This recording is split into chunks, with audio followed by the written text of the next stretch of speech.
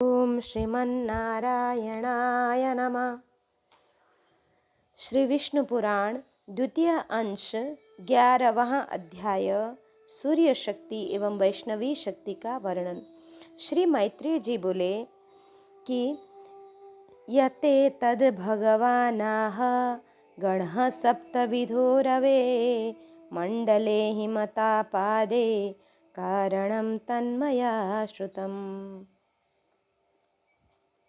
भगवन, आपने जो कहा कि सूर्यमंडल में स्थित सातों गण शीत ग्रीष्म आदि के कारण होते हैं, सो मैंने सुना। हे गुरु, आपने सूर्य के रथ में स्थित और विष्णु शक्ति से प्रभावित गंधर्व, सर्प, राक्षस, ऋषि, बालखिल्यादि, अप्सरा तथा यक्षों के तो पृथक पृथक व्यापार बतलाए, किंतु हे मुने, यह नहीं बतलाया कि सूर्य का कार्य क्या है। यदि सातों गण ही शीत ग्रीष्म और वर्षा के करने वाले हैं, तो फिर सूर्य का क्या प्रयोजन। और यह कैसे कहा जाता है कि वृष्टि सूर्य से होती है। यदि सातों गणों का यह वृष्टि आदि कार्य समान ही है, तो सूर्य उदय हुआ, अब मध्य में है, अब अस्त होता है, ऐसा लोग क्यों कहते हैं। मैत्रेय जी बोले कि मैत्रेय श्रूयतामेतद् बद्ध्वान् परिपृच्छति यथा सप्तगणोप्येक प्राधान्येनाधिको रवि। हे मैत्रेय, जो कुछ तुमने पूछा है उसका उत्तर सुनो। सूर्य 7 गणों में से ही एक है, तथापि उनमें प्रधान होने से उनकी विशेषता है। भगवान विष्णु की जो सर्वशक्तिमय ऋक् यजु साम नाम की पराशक्ति है, वह वेद त्रयी ही सूर्य को ताप प्रदान करती है और उपासना किए जाने पर संसार के समस्त पापों को नष्ट कर देती है। हे द्विज, जगत की स्थिति और पालन के लिए ऋक् यजु और साम रूप विष्णु सूर्य के भीतर निवास करते हैं।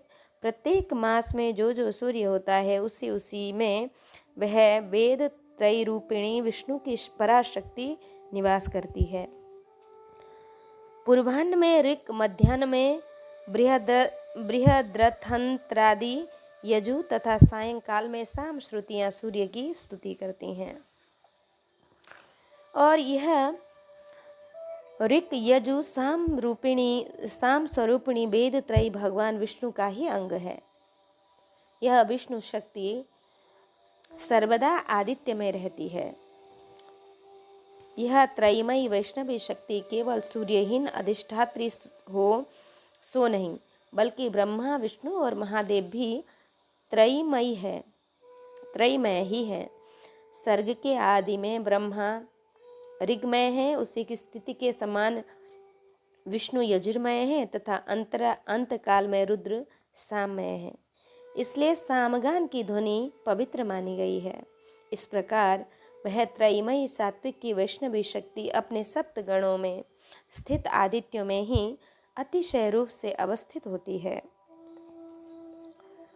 इससे अधिष्ठित सूर्यदेव भी अपनी प्रखर रश्मियों से अत्यंत प्रज्वलित होकर संसार के संपूर्ण अंधकार को नष्ट कर देते हैं।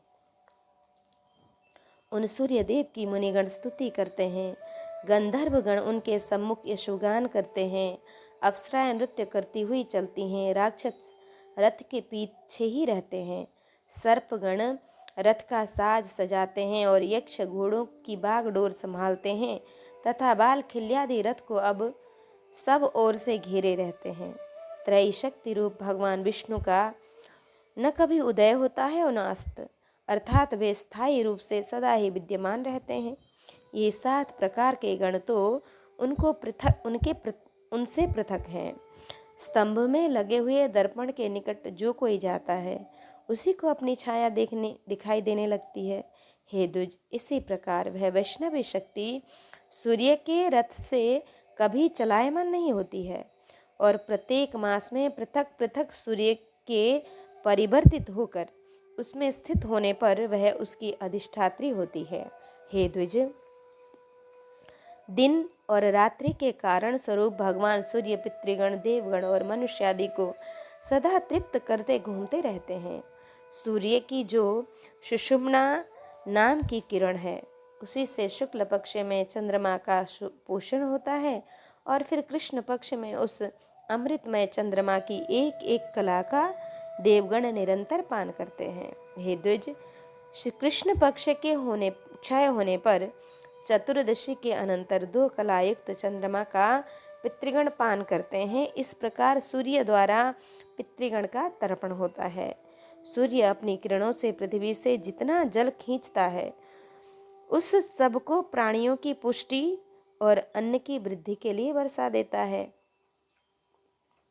उससे भगवान सूर्य समस्त प्राणियों को आनंदित कर देते हैं और इस प्रकार वे देव, मनुष्य और पितृगण आदि सभी का पोषण करते हैं। हे मैत्रेय, इस रीति से सूर्यदेव देवताओं की पाक्षिक, पितृगण की मासिक तथा मनुष्य की नित्य प्रति तृप्ति करते रहते हैं। नवग्रहों का वर्णन तथा लोकांतर संबंधी व्याख्यान का उपसंहार। श्री पराशर जी बोले कि रथ स्त्री चक्र सोमस्य कुंदाभास्तस्य बाजिनः वाम दक्षिणतो युक्ता दश तेन चरत्यसौ। चंद्रमा का रथ 3 पहियों वाला है। उनके वाम तथा दक्षिण और कुंद कुसुम के समान श्वेत वर्ण 10 घोड़े जुते हुए हैं। ध्रुव के आधार पर स्थित उस वेगशाली रथ से चंद्रदेव भ्रमण करते हैं और नागबीथी पर आश्रित अश्विनी आदि नक्षत्रों का भोग करते हैं। सूर्य के समान उनकी किरणों के भी घटने बढ़ने का निश्चित क्रम है। हे मुनि श्रेष्ठ, सूर्य के समान समुद्र गर्भ से उत्पन्न हुए उसके घोड़े भी एक बार जोत दिए जाने पर एक कल्प पर्यंत रथ खींचते रहते हैं। हे मैत्रेय, सूर्यगण के पान करते रहने से क्षीण हुए कलामात्र चंद्रमा का प्रकाश में सूर्यदेव अपनी एक किरण से पुनः पोषण करते हैं। जिस क्रम से देवगण चंद्रमा का पान करते हैं, उसी क्रम से जलापहारी सूर्यदेव उन्हें शुक्ला प्रतिपदा से प्रतिदिन पुष्ट करते हैं। हे मैत्रेय, इस प्रकार आधे महीनों में एकत्रित हुए चंद्रमा के अमृत को देवगण फिर पीने लगते हैं, क्योंकि देवताओं का आहार तो अमृत ही है। 33,3333 देवगण चंद्रस्थ अमृत का पान करते हैं। जिस समय 2 कला मात्र रहा हुआ चंद्रमा सूर्यमंडल में प्रवेश करके उसकी अमा नामक किरणों में रहता है, वह तिथि अमावस्या कहलाती है। उस दिन रात्रि में वह पहले तो जल में प्रवेश करता है, फिर वृक्ष लता आदि में निवास करता है और तदंतर क्रम से सूर्य में चला जाता है। वृक्ष और लता आदि में चंद्रमा की स्थिति के समय अमावस्या को जो उन्हें काटता है अथवा उनका एक पत्ता भी तोड़ता है, उसे ब्रह्म हत्या का पाप लगता है। केवल 15वें कलारूप यत्किंचित भाग के बच रहने पर उस क्षीण चंद्रमा को पितृगण मध्याह्नोत्तर काल में चारों ओर से घेर लेते हैं। हे मुने, उस समय उस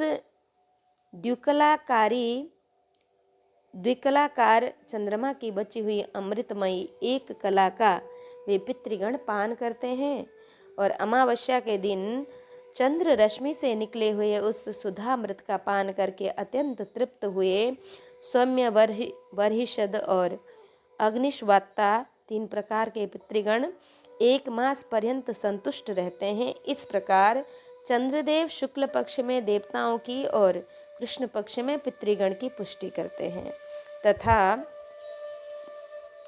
अमृतमय शीतल जल कणों से लता वृक्षादि और लता औषधि आदि उत्पन्न करके तथा अपनी चंद्रिका द्वारा आह्लादित करके वे मनुष्य, पशु एवं कीट पतंगा आदि सभी प्राणियों का पोषण करते हैं। चंद्रमा के पुत्र बुध का रथ वायु और अग्निमय द्रव्य का बना हुआ है और उसमें वायु के समान वेगशाली 8 पिशंग वर्ण घोड़े जुते हुए हैं। बरुत, अनुकर्ष, उपासंग और पताका तथा पृथ्वी से उत्पन्न हुए घोड़ों के सहित शुक्र का रथ भी अति महान है। तथा मंगल अति शोभायमान सुवर्ण निर्मित महान रथ भी अग्नि से उत्पन्न हुए पद्यराग मणि के समान अरुण वर्ण 8 गुणों से जुता हुआ है। जो 8 पांडुर वर्ण घोड़ों से युक्त सुवर्ण का रथ है, उसमें वर्ष के अंत में प्रत्येक राशि में बृहस्पति जी विराजमान होते हैं। आकाश से उत्पन्न हुए विचित्र वर्ण घोड़ों से युक्त रथ में आरूढ़ होकर मंदगामी शनिश्चर जी धीरे धीरे चलते हैं। राहु का रथ धूसर मटियाले वर्ण का है, उसमें भ्रमर के समान कृष्ण वर्ण 8 घोड़े जोते हुए हैं। हे मैत्रेय, एक बार जोत दिए जाने पर वे निरंतर चलते ही रहते हैं। चंद्र पर्व पूर्णिमा पर यह राहु सूर्य से निकलकर चंद्रमा के पास जाता है तथा सौर पर्वों अमावस्या पर वह इन चंद्रमा से निकलकर सूर्य के निकट जाता है। इस प्रकार केतु के रथ के वायु वेगशाली 8 घोड़े भी पुआल के धुएं की सी आभा वाले तथा लाख के समान लाल रंग के होते हैं। हे महाभाग, मैंने तुमसे यह 9 ग्रहों के रथों का वर्णन किया। ये सभी वायुमयी डोरी से ध्रुव के साथ बंधे हुए हैं। हे मैत्रेय, समस्त ग्रह नक्षत्र और तारामंडल वायुमयी रज्जु से ध्रुव के साथ बंधे हुए यथोचित प्रकार से घूमते रहते हैं। जितने तारागण हैं उतनी ही वायुमयी डोरियां भी हैं। उनसे बंधकर वे सब स्वयं घूमते तथा ध्रुव को घुमाते रहते हैं। जिस प्रकार तेली लोग स्वयं घूमते हुए कोल्हू को घुमाते रहते हैं, उसी प्रकार समस्त ग्रहगण वायु से बंधकर घूमते रहते हैं, क्योंकि इस वायु चक्र से प्रेरित होकर समस्त ग्रहगण अलात चक्र बनैती के समान घुमा करते हैं, इसलिए यह प्रवाह कहलाता है। जिस शिशुमार चक्र का पहले वर्णन कर चुके हैं, जहाँ ध्रुव स्थित है, हे मुनि श्रेष्ठ, अब तुम उसकी स्थिति का वर्णन सुनो। रात्रि के समय उनका दर्शन करने से मनुष्य दिन में जो कुछ पाप कर्म करता है उनसे मुक्त हो जाता है तथा आकाश मंडल में जितने तारे इसके आश्रित हैं उतने ही अधिक वर्ष वह जीवित रहता है। उत्तानपाद उसकी ऊपर की हनु ठोड़ी है और यज्ञ नीचे की तथा धर्म ने उसके मस्तक पर अधिकार कर रखा है। उसके हृदय देश में नारायण है और दोनों चरणों में अश्विनी कुमार हैं तथा जंघाओं में वरुण और अर्यमा है।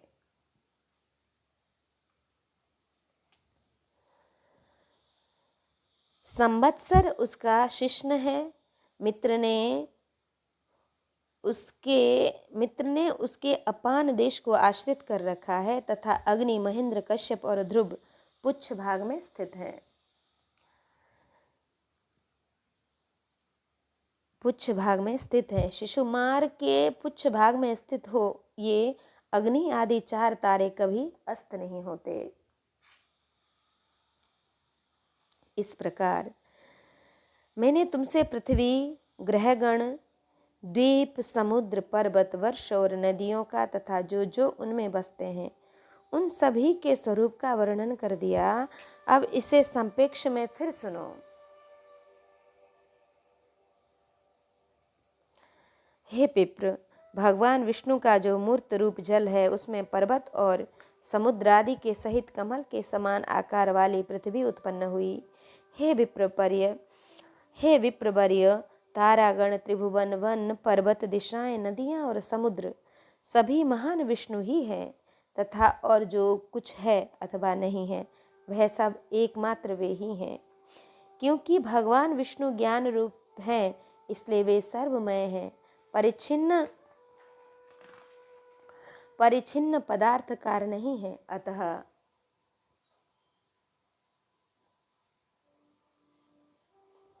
अतः इन पर्वत, समुद्र और पृथ्वी आदि भेदों को तुम एकमात्र विज्ञान का ही विलास जानो। जिस समय जीव आत्मा ज्ञान के द्वारा दोष रहित होकर संपूर्ण कर्मों का क्षय हो जाने से अपने शुद्ध स्वरूप में स्थित हो जाता है, उस समय आत्म वस्तु में संकल्प वृक्ष के फल रूप पदार्थ भेदों की प्रतीति नहीं होती। हे द्विज, कोई भी घटादि वस्तु है ही कहाँ। आदि मध्य और अंत से रहित नित्य एक रूप चित्त ही तो सर्वत्र व्याप्त है। जो वस्तु पुनः पुनः बदलती रहती है, पूर्ववत नहीं रहती, उसमें वास्तविकता ही क्या है।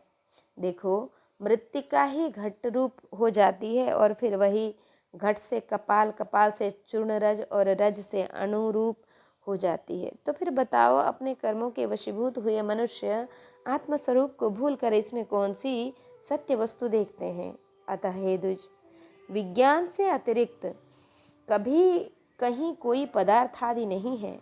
अपने अपने कर्मों के भेद से भिन्न भिन्न चित्तों द्वारा एक ही विज्ञान नाना प्रकार से मान लिया गया है। वह विज्ञान अति विशुद्ध, निर्मल, निशोक और लोभादि संपन्न, समस्त दोषों से रहित वही एक सत्य स्वरूप परम परमेश्वर वासुदेव ही है, जिससे पृथक और कोई पदार्थ नहीं है। इस प्रकार मैंने तुमसे यह परमार्थ का वर्णन किया है। केवल एक ज्ञान ही सत्य है, उससे भिन्न और अब सब असत्य है। उसके अतिरिक्त जो केवल व्यवहार मात्र है, उस त्रिभुवन के विषय में भी मैं तुमसे कह चुका हूँ। इस ज्ञान मार्ग के अतिरिक्त मैंने कर्म मार्ग संबंधी यज्ञ, पशु, वन ही, समस्त ऋत्विक, सोम, सुरगण तथा स्वर्गमय कामना आदि का भी दिग्दर्शन करा दिया। भूलोक आदि के संपूर्ण भोग इन कर्म कलापों के भी फल हैं।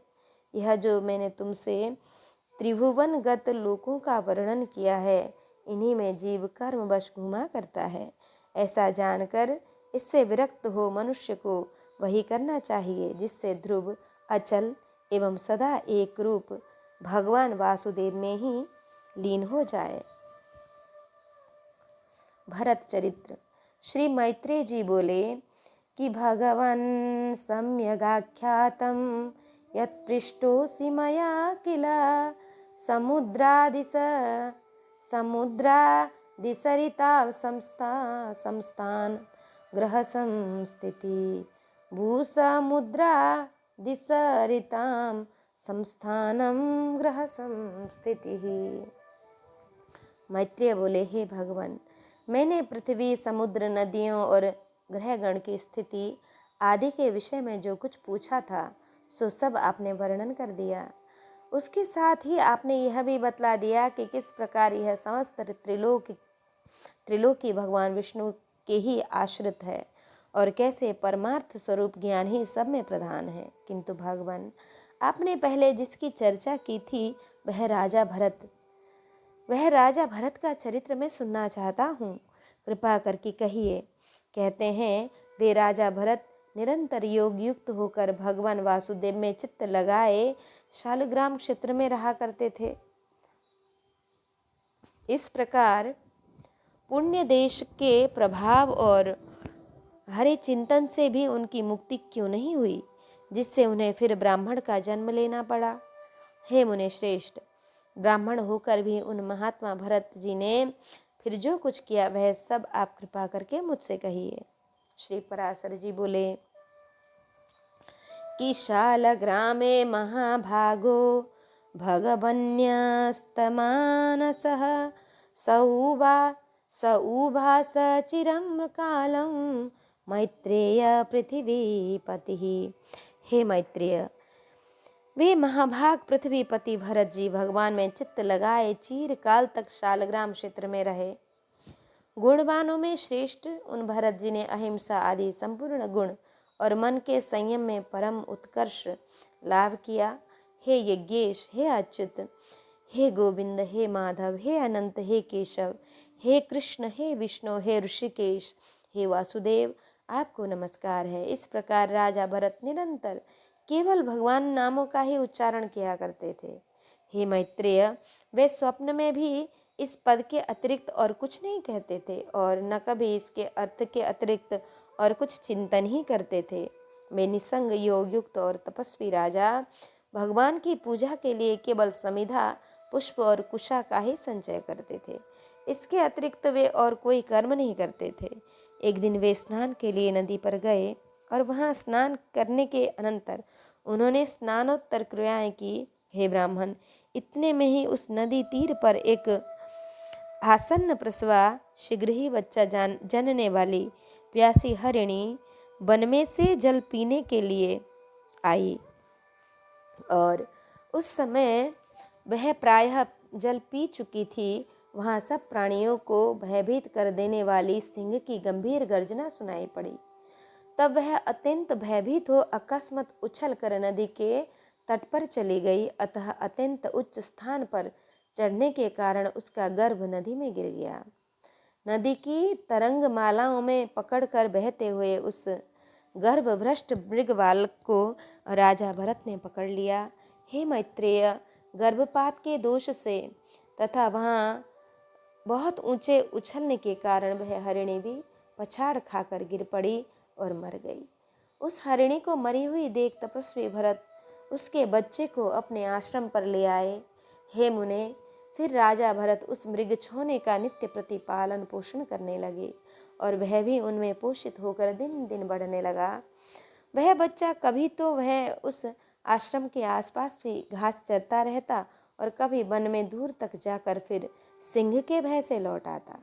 प्रातः काल वह बहुत दूर ही चला जाता तो भी सायंकाल को फिर आश्रम में ही लौट आता और भरत जी के आश्रम की पर्णशाला के आंगन में पड़ा रहता। हे द्विज, इस प्रकार कभी पास और कभी दूर रहने वाले उस मृग में ही राजा का चित्त सर्वदा आसक्त रहने लगा। वह अन्य विषयों की ओर जाता ही नहीं था। जिन्होंने संपूर्ण राजपाट और अपने पुत्र तथा बंधु बांधवों को छोड़ दिया था, वे ही भरत जी उस हरिण के बच्चे पर अत्यंत ममता करने लगे। उसे बाहर जाने के अनंतर यदि लौटने में देरी हो जाती तो वे मन ही मन सोचने लगते, अहो, उस बच्चे को आज किसी भेड़िए ने तो नहीं खा लिया, किसी सिंह के पंजे में तो नहीं आया, आज वह नहीं पड़ गया। देखो, सिंह के पंजे में तो आज वह कहीं नहीं पड़ गया। देखो, उसके खुरों के चिन्हों से यह पृथ्वी कैसे विचित्र हो रही है। मेरी ही प्रसन्नता के लिए उत्पन्न हुआ वह मृगछौना न जाने आज कहाँ चला गया है।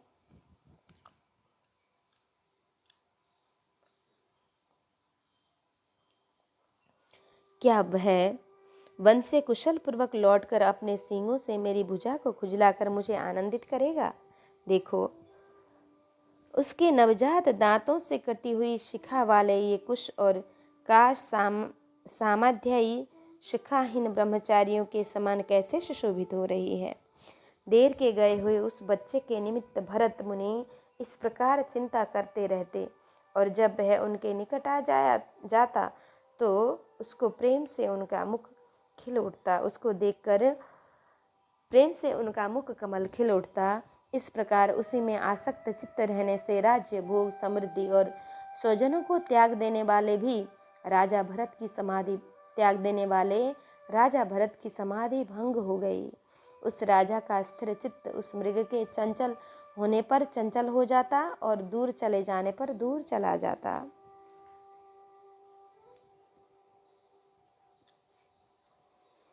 कालांतर में राजा भरत ने उस मृग बालक द्वारा पुत्र के सजल नयनों से देखे जाते हुए पिता के समान अपने प्राणों का त्याग किया।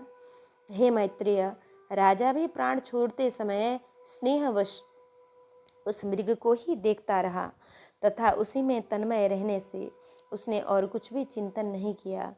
तदंतर उस समय की सुदृढ़ भावना के कारण वह जम्बू मार्ग कालंजर पर्वत के घोर वन में अपने पूर्व जन्म की स्मृति से युक्त एक मृग हुआ। हे द्विजोत्तम, अपने पूर्व जन्म का स्मरण रहने के कारण वह संसार से उपरत हो गया और अपनी माता को छोड़कर फिर शालग्राम क्षेत्र में आकर ही रहने लगा। वहाँ सूखे घास, फूस और पत्तों से ही अपना शरीर पोषण करता हुआ वह अपने मृगत्व प्राप्ति के हेतुभूत कर्मों का निराकरण करने लगा। तदंतर उस शरीर को छोड़कर उसने सदाचार संपन्न योगियों के पवित्र कुल में ब्राह्मण जन्म ग्रहण किया। उस देह में भी उसे अपने पूर्व जन्म का स्मरण बना रहा। हे मैत्रेय, वह सर्व विज्ञान संपन्न और समस्त शास्त्रों के मर्म को जानने वाला था तथा अपने आत्मा को निरंतर प्रकृति से परे देखता था। हे महामुने, आत्मज्ञान संपन्न होने के कारण वह देवता आदि संपूर्ण प्राणियों को अपने से अभिन्न रूप से देखता था। उपनयन संस्कार हो जाने पर वह गुरु के पढ़ाने पर भी वेद पाठ नहीं करता था तथा न किसी कर्म की ओर ध्यान देता और न कोई अन्य शास्त्र ही पढ़ता था। उपनयन संस्कार हो जाने पर वह गुरु के पढ़ाने पर भी वेद पाठ नहीं करता था तथा न किसी कर्म की ओर ध्यान देता था। जब कोई उससे बहुत पूछताछ करता तो जड़ के समान कुछ असंस्कृत, असार एवं ग्रामीण वाक्यों से मिले हुए वचन बोल देता। निरंतर मैला कुचैला शरीर, मलिन वस्त्र और अपरिमार्जित दंत युक्त रहने के कारण वह ब्राह्मण सदा अपने नगरवासियों से अपमानित होता रहता था। हे मैत्रेय, योग श्री के लिए सबसे अधिक हानिकारक सम्मान ही है। जो योगी अन्य मनुष्यों से अपमानित होता है वह शीघ्र ही सिद्धि लाभ प्राप्त कर लेता है। अतः योगी को सन्मार्ग को दूषित न करते हुए ऐसा आचरण करना चाहिए जिससे लोग अपमान करें और संगति से दूर रहें। हिरण्यगर्भ के इस सारयुक्त वचनों को स्मरण रखते हुए वे महामति विप्रवर अपने आप को लोगों में जड़ और उन्मत्त सा ही प्रकट करते थे। कुलमाश, जौ आदि, धान, शाक, जंगली फल अथवा कण आदि जो कुछ भक्ष्य मिल जाता उस थोड़े से को ही बहुत मानकर वे उसी को खा लेते और अपना कालक्षेप करते रहते।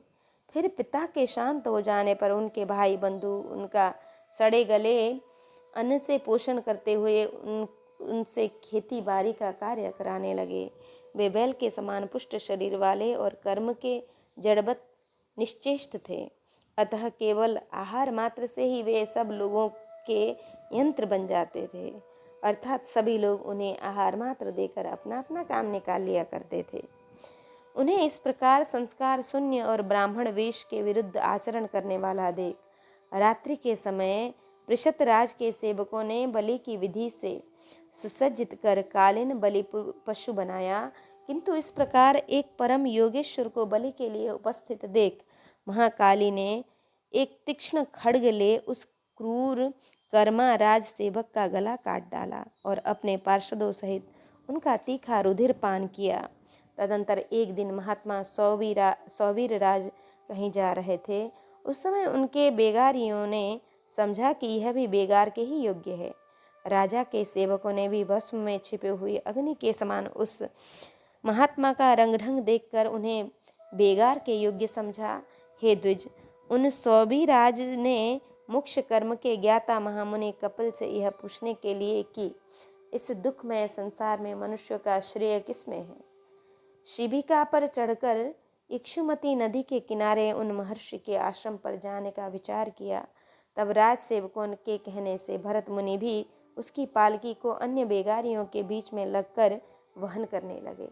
इस प्रकार बेगार में पकड़े जाकर अपने पूर्व जन्म का स्मरण रखने वाले संपूर्ण विज्ञान के एकमात्र पात्र वे विप्रवर अपने पापमय प्रारब्ध का क्षय करने के लिए उस शिबिका को उठाकर चलने लगे। बुद्धिमानों में श्रेष्ठ द्विजवर तो 4 हाथ भूमि देखते हुए मंद गति से चलते थे, किंतु उनके अन्य साथी जल्दी जल्दी चल रहे थे। इस प्रकार शिबिका की विषम गति देखकर राजा ने कहा, अरे शिबिका वाहकों, यह क्या करते हो, समान गति से चलो। किंतु फिर भी उनकी गति उसी प्रकार विषम देखकर राजा ने फिर कहा, अरे क्या है, इस प्रकार असमान भाव से क्यों चलते हो। राजा के बार बार ऐसे वचन सुनकर वे शिबिका वाहक भरत जी को दिखाकर कहने लगे, हम में से एक यही धीरे धीरे चलता है। राजा ने कहा, अरे तूने तो अभी मेरी शिबिका को थोड़ी ही दूर वहन किया है, क्या इतने में ही थक गया, क्या तुझसे इतना भी श्रम नहीं सहा जाता। ब्राह्मण बोले, राजन, मैं न मोटा हूँ और न मैंने आपकी शिबिका ही उठा रखी है, मैं थका भी नहीं हूँ और न मुझे श्रम सहन करने की ही आवश्यकता है।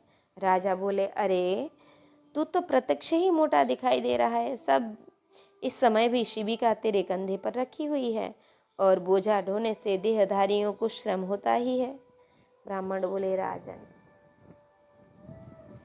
राजन तुम्हें प्रत्यक्ष क्या दिखाई दे रहा है, मुझे पहले यह बताओ। उसके बलवान अथवा अबलवान आदि विशेषणों की बात तो पीछे करना। तूने मेरी शिविका का वहन किया है, इस समय भी वह तेरे कंधे पर रखी हुई है। तुम्हारा ऐसा कहना सर्वथा मिथ्या है। अच्छा मेरी बात सुनो। देखो, पृथ्वी पर तो मेरे पैर रखे हैं, पैरों के ऊपर जंघाएं हैं और जंघाओं के ऊपर दोनों उरु तथा उरुओं के ऊपर उदर है, उदर के ऊपर वक्षस्थल, बाहु और कंधों की स्थिति है तथा कंधों के ऊपर यह शिविका रखी है। इसमें मेरे ऊपर कैसे बोझ रहा? इस शिविका में जिसे तुम्हारा कहा जाता है वह शरीर रखा हुआ है। वास्तव में तो तुम वहाँ शिविका में हो और मैं यहाँ पृथ्वी पर हूँ, ऐसा कहना सर्वथा मिथ्या है। हे राजन, मैं, तुम और अन्य भी समस्त जीव पंचभूतों से ही वहन किए जाते हैं। यह पूर्व वर्ग भी गुणों के प्रवाह में पड़कर ही बचा चला जा रहा है, बहा चला जा रहा है। हे पृथ्वीपते, ये सत्यादि गुण भी कर्मों के वशीभूत हैं और समस्त जीवों के कर्म अविद्याजन्य हैं। आत्मा तो शुद्ध, अक्षर, शांत, निर्गुण और प्रकृति से परे है तथा समस्त जीवों में वह एक ही ओतप्रोत है, अतः उनसे पृथ्वी अथवा क्षय कभी नहीं होता। हे नृप, जब उसके उपचय, वृद्धि, अपचय, क्षय ही नहीं होते तो तुमने यह बात किस युक्ति से कही कि तू मोटा है? यदि क्रमशः पृथ्वी पाद, जंघा, कटी, उरु और उदर पर स्थित कंधों पर रखी हुई यह शिविका मेरे लिए भार रूप हो सकती है, तो इसी प्रकार तुम्हारे लिए भी तो हो सकती है, क्योंकि ये पृथ्वी आदि तो जैसे तुम में से पृथक है, वैसे ही मुझ आत्मा से भी सर्वथा भिन्न है। तथा इस युक्ति से तो अन्य समस्त जीवों ने भी केवल शिविका ही नहीं बल्कि संपूर्ण पर्वत, वृक्ष, गृह और पृथ्वी आदि भार उठा रखा है। हे राजन, जब प्रकृतिजन्य कारणों से पुरुष सर्वथा भिन्न है तो उसका परिश्रम भी मुझको कैसे हो सकता है? और जिस द्रव्य से यह शिविका बनी हुई है उसी से यह आपका, मेरा, अपना और सबका शरीर भी बना है, जिसमें कि ममत्व का आरोप किया हुआ है।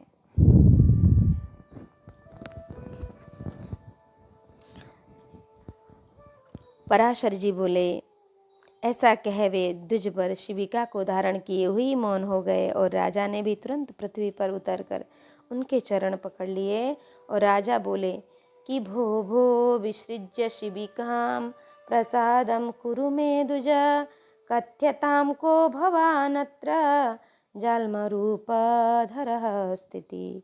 अहो द्विजराज, इस शिविका को छोड़कर आप मेरे ऊपर कृपा कीजिए। प्रभु कृपया बतलाइए, इस जड़ वेश को धारण किए आप कौन हैं? हे विद्वान, आप कौन हैं? किस निमित्त से यहाँ आपका आना हुआ तथा आने का क्या कारण है? यह सब आप मुझसे कहिए।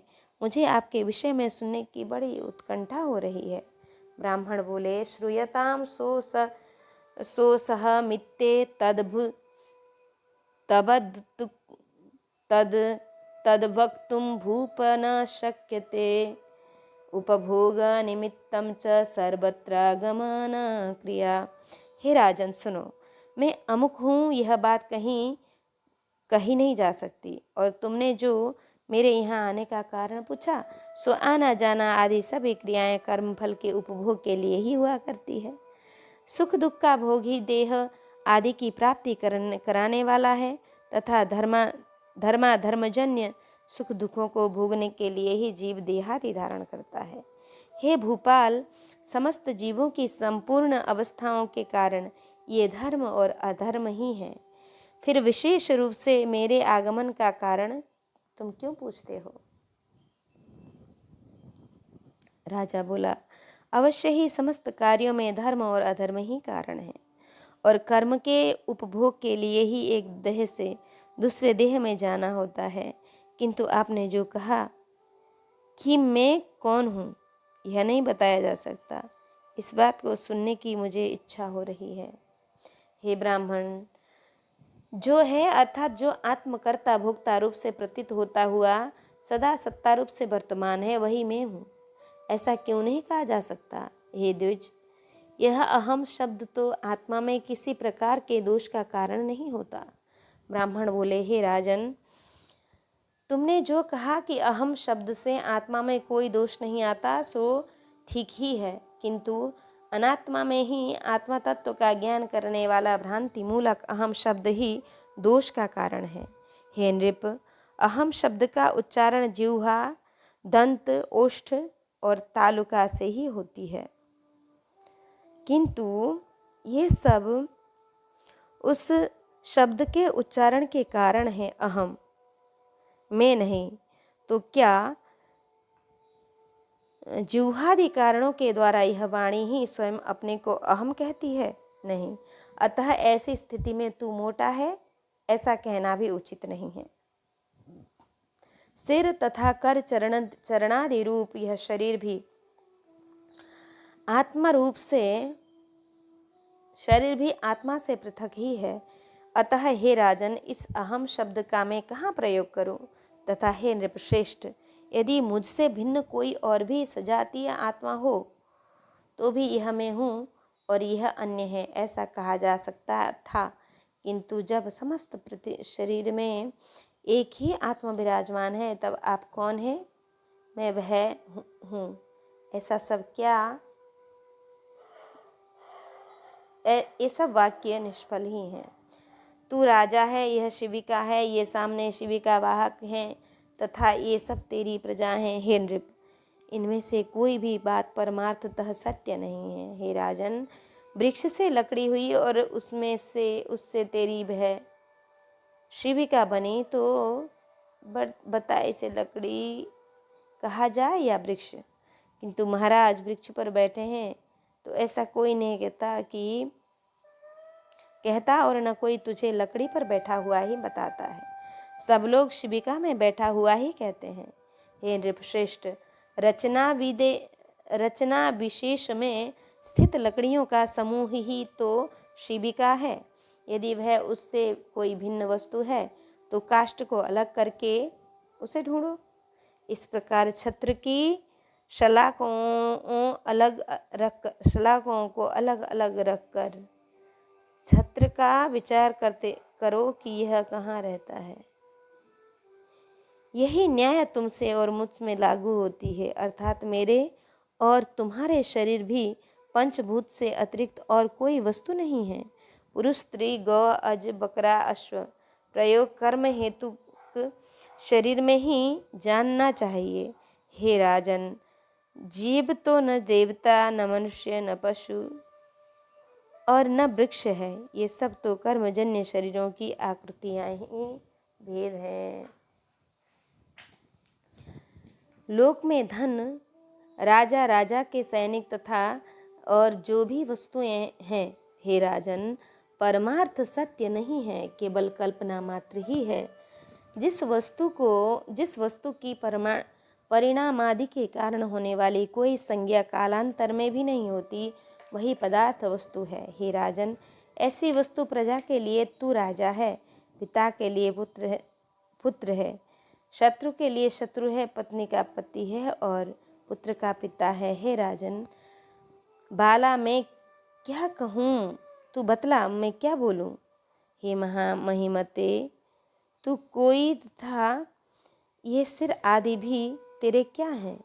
हे पृथ्वीश्वर, तू इन समस्त अवयवों से पृथक है, अथवा सावधान होकर विचार कर कि मैं कौन हूँ।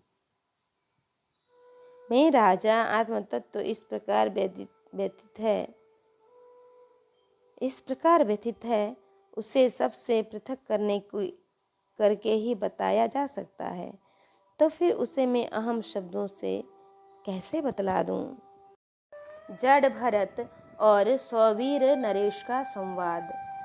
श्री पराशर जी बोले, निशम्य तस्य तीव च परमार्थ समन्वितं प्रश्रयावनतो भूत्वा तमाह नृपतिर्द्विजम्।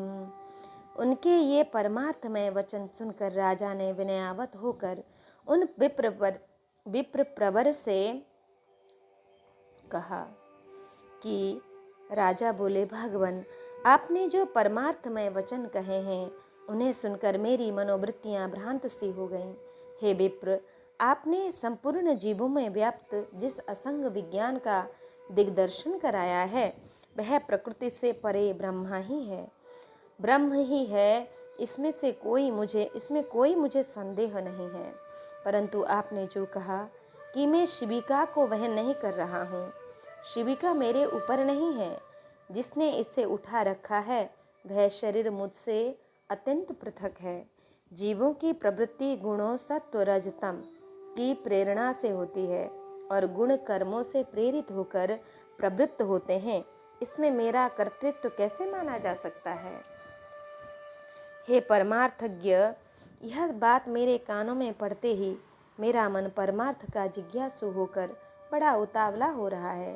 हे द्विज, मैं तो पहले ही महाभाग कपिल मुनि से यह पूछने के लिए कि बताइए, संसार में मनुष्य का श्रेय किसमें है, उनके पास जाने को तत्पर हुआ हूँ, किंतु बीच ही में आपने जो वाक्य कहे हैं उन्हें सुनकर मेरा चित्त परमार्थ श्रवण करने के लिए आपकी ओर झुक गया। हे द्विज, ये कपिल मुनि सर्वभूत भगवान विष्णु के ही अंश हैं। उन्होंने संसार का मोह दूर करने के लिए ही पृथ्वी पर अवतार धारण किया है, किंतु आप जो इस प्रकार भाषण कर रहे हैं उससे मुझे निश्चय होता है कि वे ही भगवान कपिल देव मेरे हित की कामना से यहाँ आपके रूप में प्रकट हो गए हैं। अतः हे द्विज, हमारा जो परम श्रेय हो वह आप मुझ विनीत से कहिए। हे प्रभु, आप संपूर्ण विज्ञान तरंगों के मानो समुद्र ही हैं। ब्राह्मण बोले कि भूप पृच्छसि किं श्रेयः परमार्थं नु पृच्छसि श्रेयांस्य परमार्थानि अशेषाणि च भूपते। हे राजन, तुम श्रेय पूछना चाहते हो या परमार्थ? क्योंकि हे भूपते, श्रेय तो सब अपारमार्थिक ही है। हे नृप, जो पुरुष देवताओं की आराधना करता है उसके लिए तो वे परम श्रेय है, जिसका फल स्वर्गलोक की प्राप्ति है। वह यज्ञात्मक कर्म भी श्रेय ही है, किंतु प्रधान श्रेय तो उसके फल की इच्छा न करने में ही है। अतः हे राजन, योग युक्त पुरुषों को प्रकृति आदि से अतीत उस आत्मा का ही ध्यान करना चाहिए, क्योंकि उस परमात्मा का ये संयोग रूप श्रेय ही वास्तविक श्रेय है। इस प्रकार श्रेय तो सैकड़ों हजारों प्रकारों के अनेकों हैं, किंतु ये सब परमार्थ नहीं है। अब जो परमार्थ है सो सुनो। यदि धन ही परमार्थ है तो धर्म के लिए उसका त्याग क्यों किया जाता है, तथा इच्छित भोगों की प्राप्ति के लिए उसका व्यय क्यों किया जाता है? अतः वह परमार्थ नहीं है।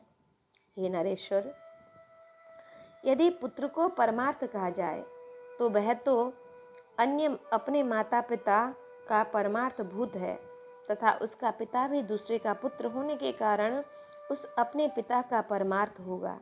अतः इस चराचर जगत में पिता का कार्य रूप पुत्र भी परमार्थ नहीं है, क्योंकि फिर तो सभी कारणों के कार्य परमार्थ हो जाएंगे। यदि संसार में राज्य आदि की प्राप्ति को परमार्थ कहा जाए तो ये कभी रहते हैं और कभी नहीं रहते। अतः परमार्थ भी आगमापाई हो जाएगा। इसलिए राज्य आदि भी परमार्थ नहीं हो सकते। यदि ऋक, यजु और साम रूप वेद त्रयी से संपन्न होने वाले यज्ञ कर्म को परमार्थ मानते हो तो उसके विषय में मेरा ऐसा विचार है कि हे नृप, जो वस्तु कारण रूपा मृत्तिका का कार्य होती है, वह कारण की अनुगामिनी होने से मृत्तिका रूप ही जानी जाती है। अतः जो क्रिया समिधा, घृत और कुशा आदि नाशवान द्रव्यों से संपन्न होती है, वह भी नाशवान ही होगी। किंतु परमार्थ को तो प्राज्ञ पुरुष अविनाशी बतलाते हैं और नाशवान द्रव्यों से निष्पन्न होने के कारण कर्म अथवा उनसे निष्पन्न होने वाले स्वर्गादि नाशवान ही हैं, इसमें संदेह नहीं। यदि फलाशा से रहित निष्काम कर्म को परमार्थ मानते हो तो वह तो मुक्ति रूप फल का साधन होने से साधन ही है, परमार्थ नहीं। यदि देहादि से आत्मा का पार्थक्य विचार कर उसके ध्यान करने को परमार्थ कहा जाए तो वह तो अनात्मा से आत्मा का भेद करने वाला है और परमार्थ में भेद है नहीं, अतः वह भी परमार्थ नहीं हो सकता। यदि परमात्मा और जीवात्मा के संयोग को परमार्थ कहें तो ऐसा कहना सर्वथा मिथ्या है, क्योंकि अन्य द्रव्यों से अन्य द्रव्य की एकता कभी नहीं हो सकती। अतः हे राजन, निसंदेह ये सब श्रेय ही है, परमार्थ नहीं। अब जो परमार्थ है वह मैं संपेक्ष में सुनाता हूँ, श्रवण करो। आत्मा एक व्यापक, सम, शुद्ध, निर्गुण और प्रकृति से परे है। वह जन्म, वृद्धि आदि से रहित, सर्वव्यापी और अव्यय है। हे राजन, वह परम ज्ञानमय है। असत, नाम और जाति आदि से उस सर्वव्यापक का संयोग भी न कभी हुआ, न है और न होगा। वह अपने और अन्य शरीरों के शरीर में विद्यमान रहते हुए भी एक ही है। इस प्रकार का जो विशेष ज्ञान है वही परमार्थ है। द्वैत भावना वाले पुरुष तो अपरमार्थदर्शी हैं। जिस प्रकार अभिन्न भाव से व्यक्त एक ही वायु के बांसुरी के छिद्रों के भेद से षड्ज आदि भेद होते हैं, उसी प्रकार शरीरादि उपाधियों के कारण एक ही परमात्मा के देवता, मनुष्य आदि अनेक भेद प्रतीत होते हैं। एक रूप आत्मा के जो नाना भेद हैं वे बाह्य देहादि की कर्म प्रवृत्ति के कारण ही हुए हैं। देवादि शरीरों के भेद का निराकरण हो जाने पर वह नहीं रहता। उसकी स्थिति तो अविद्या के आवरण तक ही है। ऋभु का निदाग को अद्वैत ज्ञान का उपदेश। श्री पराशर जी बोले कि हे मैत्रेय, ऐसा कहने पर राजा को मौन होकर मन ही मन सोच विचार करते देख वे विप्रवर यह अद्वैत संबंधी कथा सुनाने लगे। ब्राह्मण बोले कि श्रूयतां नृपशार्दूल यद्गीतां ऋभुणा पुरा अवबोधं जनयता निदाघस्य महात्मनः। हे राज शार्दुल, पूर्व काल में महर्षि ऋभु ने महात्मा निदाघ को उपदेश करते हुए जो कुछ कहा था वह सुनो। हे भूपते, परमेष्ठी श्री ब्रह्मा जी का ऋभु नामक एक पुत्र था। वह स्वभाव से ही परमार्थ तत्व को जानने वाला था। पूर्व काल में महर्षि पुलस्त्य का पुत्र निगाध उन ऋभु का शिष्य था। उससे उन्होंने अति प्रसन्न होकर संपूर्ण तत्व ज्ञान का उपदेश दिया था। हे नरेश्वर, ऋभु ने देखा कि संपूर्ण शास्त्रों का ज्ञान होते हुए भी निदाघ की अद्वैत में निष्ठा नहीं है। उस समय देविका नदी के तीर पर पुलस्त्य जी का बसाया हुआ वीरनगर नामक एक अति रमणीक और समृद्ध संपन्न नगर था। हे पार्थिवोत्तम, रम्य उपवनों से सुशोभित उस पुर में पूर्व काल के ऋभु का शिष्य योगवेत्ता निदाघ रहता था। महर्षि ऋभु अपने शिष्य निदाघ को देखने के लिए 1 सहस्त्र दिव्य वर्ष बीतने पर उस नगर में गए। जिस समय निदाघ बलि वैश्यदेव के अनंतर अपने द्वार पर अतिथियों की प्रतीक्षा कर रहा था, वे उसके दृष्टिगोचर हुए और वह उन्हें द्वार पर पहुंच अर्घ्य दान पूर्वक अपने घर में ले गया। उस द्विजश्रेष्ठ ने उनके हाथ पैर धुलाए और फिर आसन पर बिठाकर आदरपूर्वक कहा, भोजन कीजिए। ऋभु बोले कि हे विप्रवर, आपके यहाँ क्या क्या अन्न भोजन करना होगा, यह बताइए, क्योंकि कुत्सित अन्न में मेरी रुचि नहीं है। निदाघ ने कहा, हे द्विजश्रेष्ठ, मेरे घर में सत्तू, जौ की लपसी, कंदमूल, फलादि तथा पुए बने हैं। आपको इनमें से जो कुछ रुचे वही भोजन कीजिए। ऋभु बोले, हे द्विज, ये तो सभी कुत्सित अन्न हैं। मुझे तो तुम हलवा, खीर तथा मट्ठा और खांड से बने स्वादिष्ट भोजन कराओ। तब निदाघ ने अपनी स्त्री से कहा, हे गृह देवी, हमारे घर में जो अच्छी से अच्छी वस्तु हो उसी से इनके लिए अति स्वादिष्ट भोजन बनाओ। ब्राह्मण भरत ने कहा, जड़ भरत ने कहा, उसके ऐसा कहने पर उसकी पत्नी ने अपने पति की आज्ञा से उन विप्रवर के लिए अति स्वादिष्ट अन्न तैयार किया। हे राजन, ऋभु के इत्थिस भोजन कर चुकने पर निदाघ ने अति विनीत होकर उन महामुनि से कहा कि हे द्विज, कहिए, भोजन करके आपका चित्त स्वस्थ हुआ ना? आप पूर्णतः तृप्त और संतुष्ट तो हो गए हैं ना?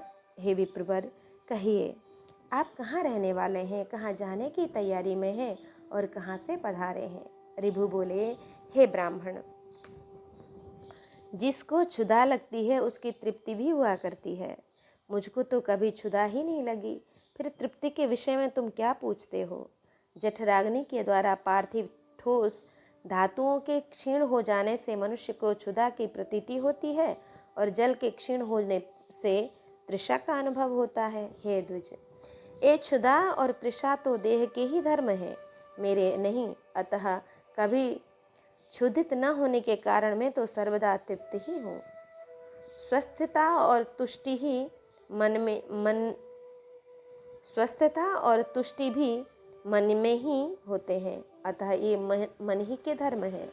पुरुष आत्मा से इनका कोई संबंध नहीं है। इसलिए हे द्विज, ये जिसके धर्म है उसी से इनके विषय में पूछो।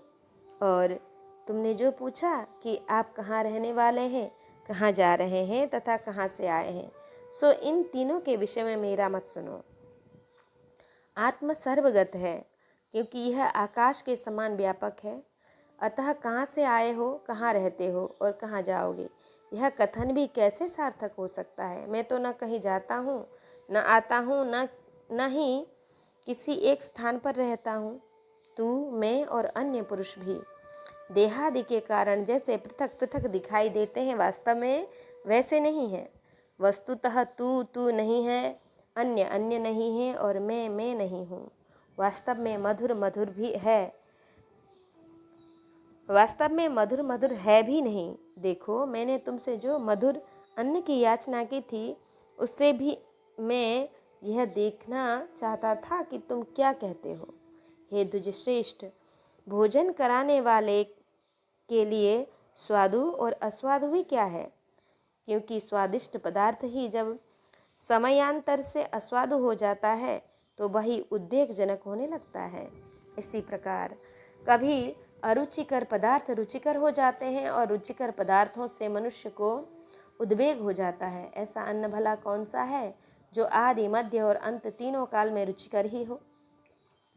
जिस प्रकार मिट्टी का घर मिट्टी से लीपने पोतने से दृढ़ होता है, उसी प्रकार यह पार्थिव देह पार्थिव अन्न के परमाणु से पुष्ट हो जाता है, जो गेहूँ, मूंग, घृत, तेल, दूध, दही, गुड़ और फल आदि सभी पदार्थ पार्थिव परमाणु से ही तो है।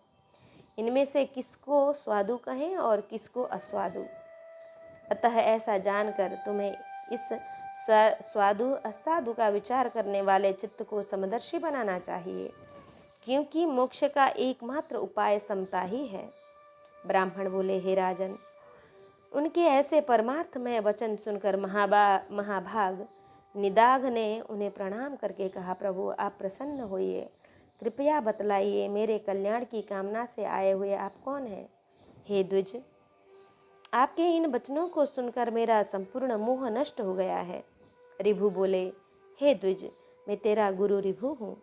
तुझको 10 सदवी सदविवेकी ने बुद्धि प्रदान करने के लिए सदविवेकी ने बुद्धि प्रदान करने के लिए मैं यहाँ आया था। अब मैं जाता हूँ। जो कुछ परमार्थ है वह मैंने तुझसे कह दिया है। इस परमार्थ तत्व का विचार करते हुए तू इस संपूर्ण जगत को एक वासुदेव परमात्मा ही का स्वरूप जान। इसमें भेदभाव बिल्कुल नहीं है। ब्राह्मण बोले। तदंतर निदाघ ने बहुत अच्छा कह उन्हें प्रणाम किया और फिर उससे परम भक्ति पूर्वक पूजित हो ऋभु स्वेच्छानुसार चले गए। ऋभु की आज्ञा से निदाघ का अपने घर को लौटना। ब्राह्मण बोले। ऋभुर्वर्ष सहस्रेस्तु समतीते नरेश्वर निदाघ ज्ञानदानाय तदेव नगरम ययो। हे नरेश्वर, तदंतर सहस्त्र वर्ष व्यतीत होने पर महर्षि ऋभु निदाघ को ज्ञानोपदेश करने के लिए फिर उसी नगर को गए। वहां पहुंचकर उन्होंने देखा कि वहां का राजा बहुत सी सेना आदि के साथ बड़ी धूमधाम से नगर में प्रवेश कर रहा है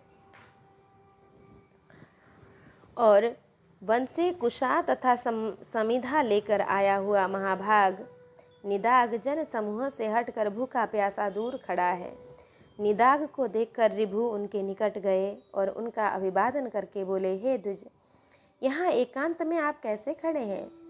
निदाघ बोले, हे विप्रवर, आज इस अति रमणीक नगर में राजा जाना चाहता है, सो मार्ग में बड़ी भीड़ हो रही है, इसलिए मैं यहाँ खड़ा हूँ। ऋभु बोले, हे द्विज श्रेष्ठ, मालूम होता है आप यहाँ की सब बातें जानते हैं, अतः कहिए इनमें राजा कौन है और अन्य पुरुष कौन? निदाघ बोले, यह जो पर्वत के समान ऊंचे मत गजराज पर चढ़ा हुआ है वही राजा है तथा दूसरे लोग परिजन हैं। ऋभु बोले, आपने राजा और गज दोनों एक साथ ही दिखाए, किंतु इन दोनों के पृथक पृथक विशेष चिन्ह अथवा लक्षण नहीं बतलाए।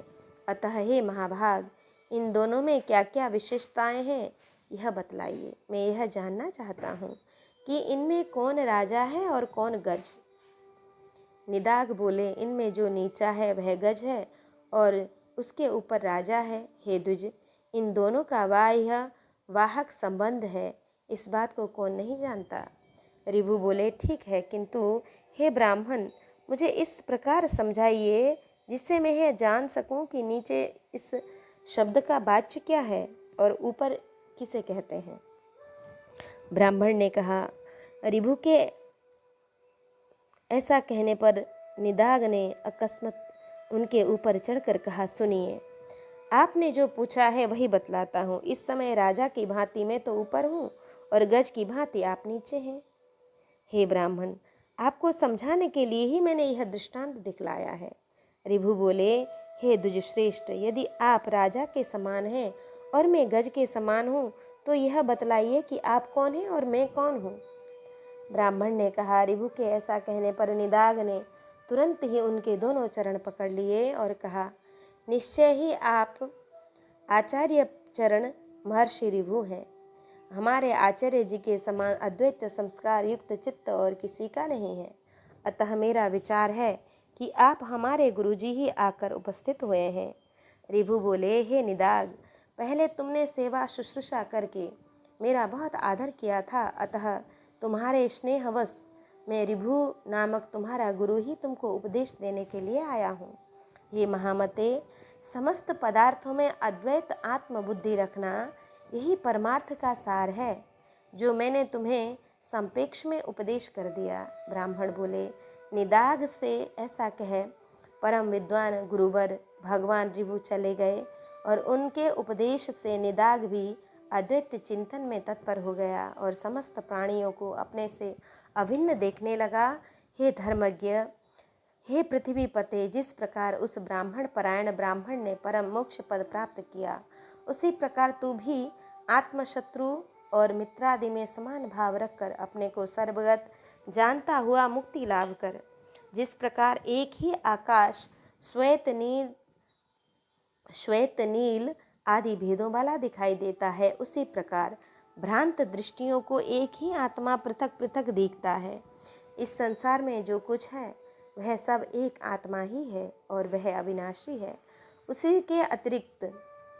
उससे अतिरिक्त और कुछ भी नहीं है। मैं, तू और ये सब आत्मस्वरूप ही है। अतः भेद ज्ञान रूप मोह को छोड़। श्री पराशर जी बोले। उनके ऐसा कहने पर सौवीर राज ने परमार्थ दृष्टि का आश्रय लेकर भेद बुद्धि को छोड़ दिया और वे जातिस्मर ब्राह्मण श्रेष्ठ भी बोधयुक्त होने से उसी जन्म में मुक्त हो गए। इस प्रकार महाराज भरत के इतिहास के इस सारभूत वृत्तांत को जो पुरुष भक्ति पूर्वक कहता या सुनता है, उसकी बुद्धि निर्मल हो जाती है, उसे कभी आत्मविस्मृति नहीं होती और वह जन्म जन्मांतर में मुक्ति की योग्यता प्राप्त कर लेता है। इति श्री विष्णु पुराणे द्वितीयांशे षोडशोऽध्यायः। इति श्री पराशर मुनि विरचिते श्री विष्णु परत्व निर्णायके श्रीमती विष्णु महापुराणे द्वितीयोंशः समाप्तः। श्री कृष्ण गोविंद हरे मुरारे, हे नाथ नारायण वासुदेव, अनंत वैकुंठ मुकुंद कृष्णा गोविंद दामोदर माधवेति।